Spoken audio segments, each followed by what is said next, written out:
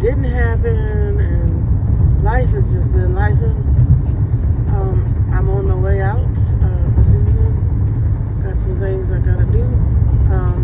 But what's been going on with me is an update for my surgery. Is I am at a standstill. I have not lost any weight. I have maintained the weight, but I haven't lost any weight in months. And I mean months. It's been a year and a couple months, like 14 months since my surgery. I managed to lose about 70 pounds, and then that was it. That was all she wrote. I haven't been able to lose any more weight. I haven't been able to go back to see the doctor about it. I am the worst patient ever, but it's the truth. Financially, I have been, it's been a struggle, and I haven't been able to keep up with what I'm supposed to keep up with. And doing this economy and doing these changes in the world, it's become very difficult it's been very difficult to navigate. You know, you got to pay bills, you got to buy medication, you got to buy certain foods or eat certain foods, but you got to do whatever you got to do to get these bills paid and stay upright and not be homeless and all those things. Life has been lifing. It especially has been difficult lately with the loss of my ex-boyfriend. And we were together.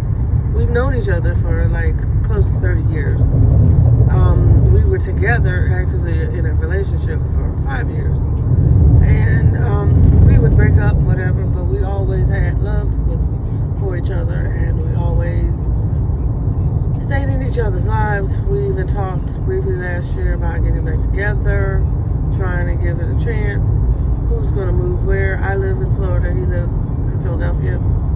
And exactly how we would navigate it and what we wanted and what we expected from each other, and, you know, how each other's lives would fit. The love was still there, but the practicality of what we needed to do outweighed everything. Him being a father, I don't have children, but that was important to me, that he does maintain his relationship with his son or sons, and so we decided last year that it was not going to be a foreseeable thing, and realistically, and that we ought to just let it go. We'll always love each other, but we were going to remain friends. And there was a special love there. There just was. There was a special love there. I lost contact with him just before I went home for Thanksgiving. I didn't know what had happened. He struggled with some mental issues his whole life, and they were hereditary, without saying what they are. But it's difficult because I didn't know what had happened. I couldn't reach him. I was supposed to stay with him. That didn't happen. So it really worried me of, he's not like this. Like, he knows this is important that I'm coming to town. He knows it's important that I have a place to stay. You know, he knows it's important that I see him, and for him not to be around, I knew something was wrong, but I didn't know what was wrong. And I had forgotten that I had his mother's phone number on me.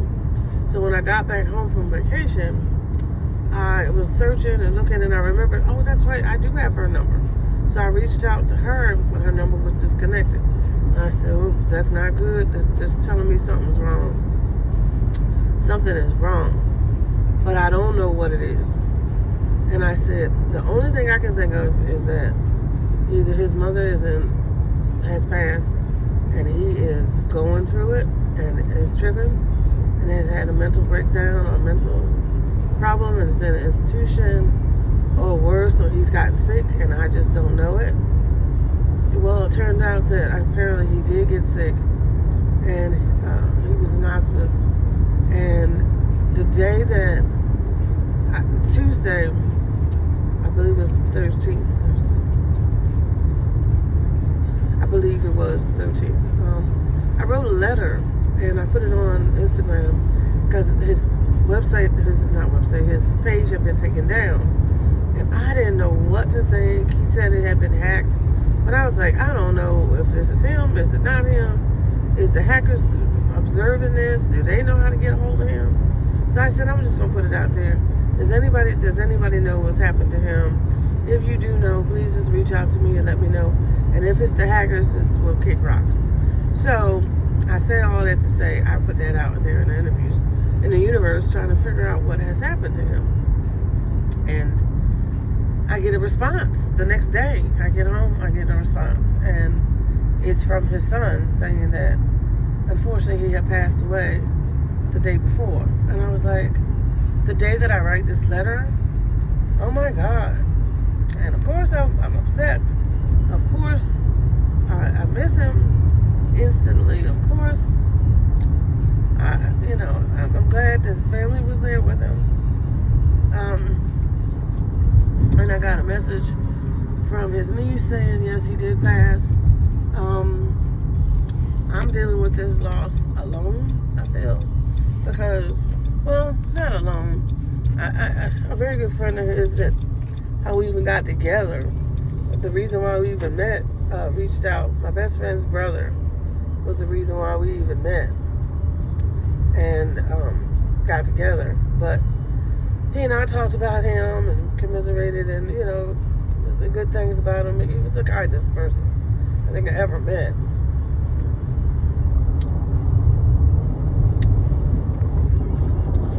There's a cop coming. I gotta put the thing down.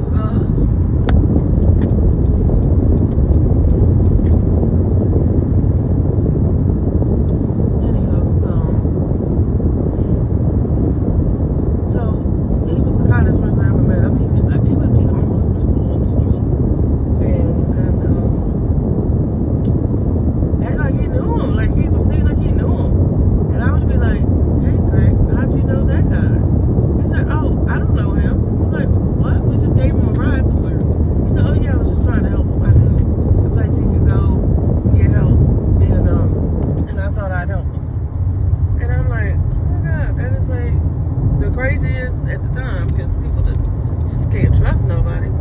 But he was like the sweetest person ever to do that. Anywho, I'm messing up my makeup because I'm crying. But there's a lot of fun stuff that we experienced, a lot of joy in our life that we experienced, and he was so much fun, so spontaneous.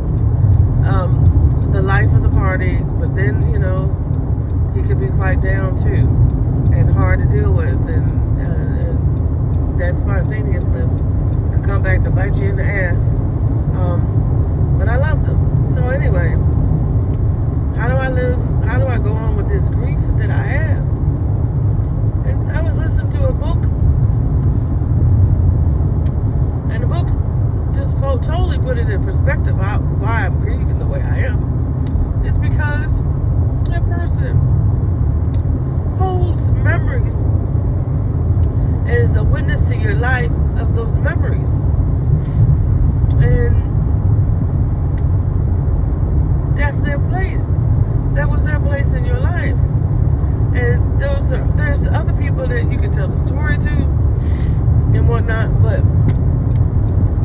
nobody will understand what you mean but them, because they was there when it happened.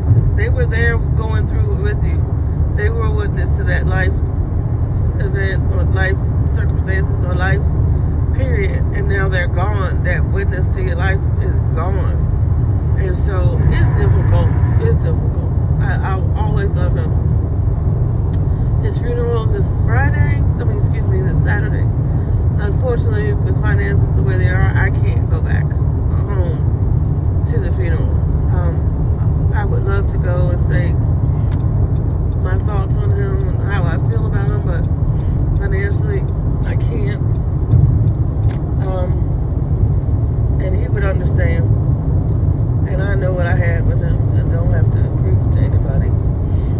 Anyway. But that's what's been going on with my life.